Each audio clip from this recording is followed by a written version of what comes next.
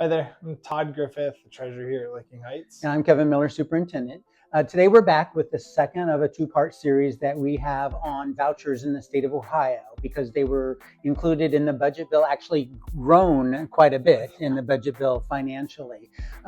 As we previously discussed, a voucher is a taxpayer-funded scholarship that is given to a family for their student or students to attend a private or parochial school. We said that the first voucher program began in 1996 in Cleveland, and that was focused on low wealth families whose children were attending poor performing schools. And at that time, there were 2,000 students that took part at a cost of under $3 million. Well, today, vouchers are available to virtually every family in the state of Ohio. And the current voucher amount at the elementary level is $6,100. At the high school level is $8,400. Yeah.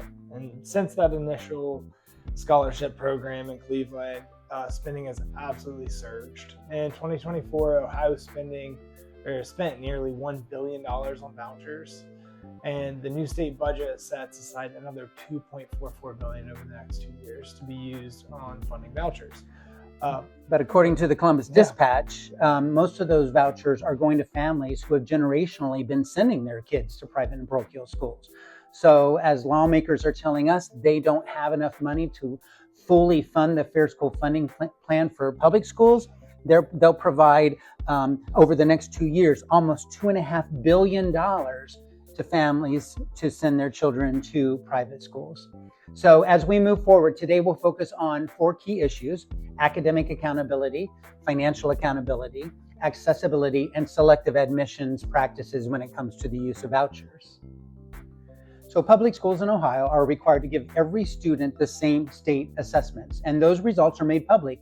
You can find them right on the homepage of the Department of Education and Workforce's website. You can search up any school district to see what their academic performance looks like. As you know, on our most recent report card, we had 4 stars, which means that we're exceeding state standards. But the report card is how parents, communities, and policymakers can measure the performance of public schools in the state of Ohio. But private and parochial schools that take voucher students do not have to give the same exams. The Ohio Capital Journal reported that there have been previous times where some lawmakers have tried to put into legislation that voucher schools would take the same assessments as public schools, but that's always been taken out of the legislation. So the bottom line is, when people say that private and parochial schools outperform public schools, they have no data to back that up. There's no apples to apples comparison. Research even confirms that the Center on Education Policy found that voucher students in Cleveland, Milwaukee, and Washington, D.C. showed no clear advantage compared to public school students. As a matter of fact, Todd, in a 2016 study, the Fordham Institute, which is an organization that supports school choice, concluded that Ohio voucher students scored lower than their public school peers, with those losses persisting over time. So as the Columbus Dispatch noted, there is no report card for voucher schools. In short, when public money flows to private schools, academic accountability disappears. The second issue is financial oversight. As a public school, we're audited every year by a lot of agencies, both federal and state. Every cent that we spend is subject to audit. That's not true for private and parochial schools. These vouchers, the almost $2.5 billion that will be spent over the next 2 years, will not be audited. Not a cent. We have no idea what it's being spent on. The Ohio Capital Journal reported that none of the $2.44 billion allocated for vouchers is audited, which is absolutely true. So there's the standards in which we're held to are very, very different than what private and parochial schools are held to. So Todd, this past year, almost $1 billion was spent on vouchers. In the coming next 2 years, almost $2.5 billion. So in total, just over 3 years, $3.5 billion, not 1 cent is audited. Yeah, and I want to be clear, the thing you said earlier about the standards for academic achievement and are not the same. They don't have the same tests The same thing is true with fiscal responsibility. Like, they're not tested. There's no audit. There's no public records request. They're not subject to public records. So we have no visibility or transparency into what they're spending money on. So it's something for taxpayers to consider. Again, billions of dollars going toward vouchers without any accountability back to taxpayers or legislators or anybody. That's correct. So we've talked academic accountability, fiscal, financial accountability, and I think the third piece is you have to ask yourself, who are the vouchers actually helping? You remember that originally vouchers started in 1996 to provide support for low-wealth families who were attending poor-performing schools. But the Columbus Dispatch notes that when vouchers became universal, enrollment in private and parochial schools rose about 2%. However, the number of vouchers grew by more than 240%. So that means most new voucher recipients were already in private or parochial schools. Their tuition is simply now subsidized with state dollars. And you also think about this, that usually the value of the voucher doesn't cover the true cost of attending that private school. The Ohio Capital Journal reports that tuition at independent Ohio schools runs $12,000 to $17,000 for elementary grades and more than $20,000 for high schools. So for low-wealth families, those gaps would mean that the difference between their, $6,100 or $8,400 voucher, depending on whether it's elementary or high school, doesn't cover the full cost of enrollment or tuition at those private and parochial schools, which means they still don't have access. So for low-wealth families, those gaps mean a voucher doesn't make private school attendance affordable, but for families who have already been paying the tuition over the years, the voucher becomes a taxpayer funded discount.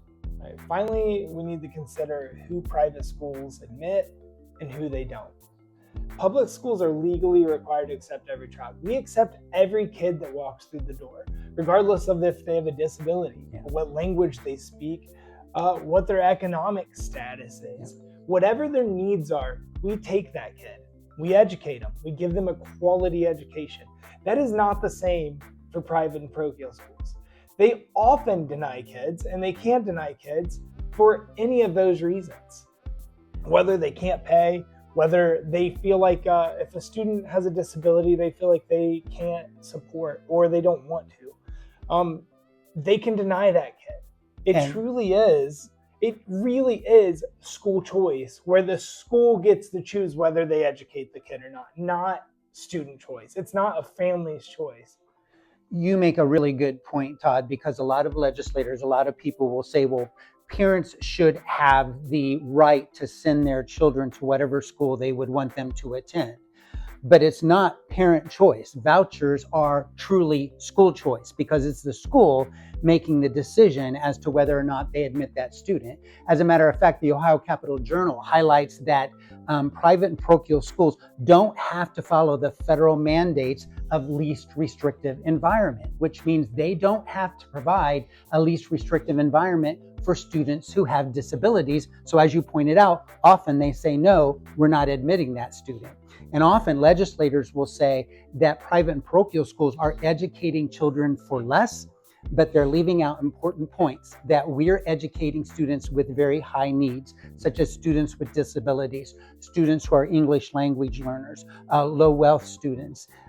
We provide the transportation for private and parochial schools. Those are all costs that are borne on the public school, pushing up our per pupil costs. Education leaders across Ohio warn that this is creating a two-tier system. Public schools are serving the highest need students with fewer resources, while voucher schools choose who they admit, and they operate without transparency. So in this second part of our series, we've looked at 4 key concerns when it comes to vouchers: academic accountability, or I should say lack of financial accountability, accessibility issues, and select admissions process among those schools who take voucher students. The bottom line is this: taxpayers spent over almost $1 billion on vouchers just this past year, much more if you go back. they'll spend almost $2.5 billion over the next 2 years. And at the same time, legislators have told public schools they don't have enough money to fully fund the Fair School Funding Plan for us to serve our students. So you take that information for what it's worth. But we thank you for joining us. We thank you. If you want to see the series of videos that we've been doing, go to our website. You'll find it on our Board of Education page. You'll find it on the Superintendent's page. Each one about 5, 6, 7 minutes long. But it helps to educate you as a taxpayer to understand how public schools are being impacted by this budget bill. Thank you for joining Todd and me for this informational video on vouchers in the state of Ohio. We appreciate your partnership with us.